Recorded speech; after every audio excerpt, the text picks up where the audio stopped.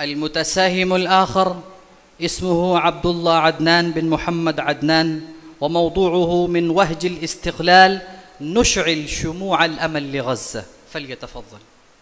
نحمد الله العظيم ونصلي ونسلم على رسوله الكريم.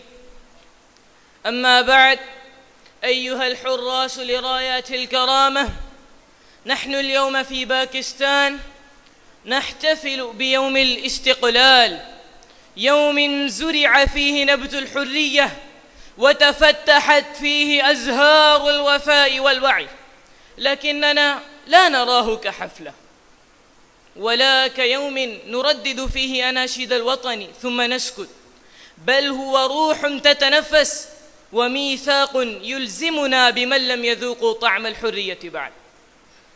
ومن وهج هذا اليوم نشعل شموع الأمل في طرقات غزة الجريحة، غزة الجرح الذي لا يبرأ وقصة الكفاح التي لا تطوى.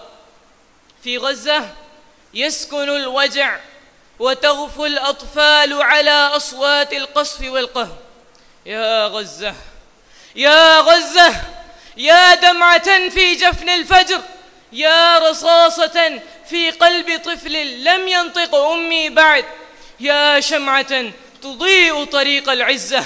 والله لو تقطعت القلوب 1000 مرة ما وفت غزة حقها، ولو رفعنا رايات استقلالنا 1000 مرة ما اكتملت حريتنا حتى تكسر قيودك يا غزة. يا أبناء باكستان الأبية، غزة اليوم تذبح على مرأى ومسمع من العالم كله، فكيف نحتفل ونحن نعلم أن شوارعها مقابر وراياتها دماء ودموع؟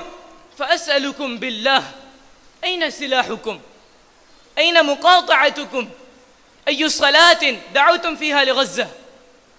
قال رسول الله صلى الله عليه وسلم: المؤمن للمؤمن كالبنيان يشد بعضه بعضا. فأين هذا البنيان يا أمة محمد؟ فأين هذا البنيان؟ يا كرام، من وهج استقلالنا اليوم نوقد شموع الأمل لغزة، نكتب بها رسالة إلى حكامنا أن الحرية لا تتجزأ، والكرامة لا تباع ولا تؤجل، والتاريخ لا يغفر للمتفرجين حين يستصرخ الجرح. أقول قولي هذا، أستغفر الله لي ولكم ولسائر المسلمين، واستغفروه إنه هو الغفور الرحيم.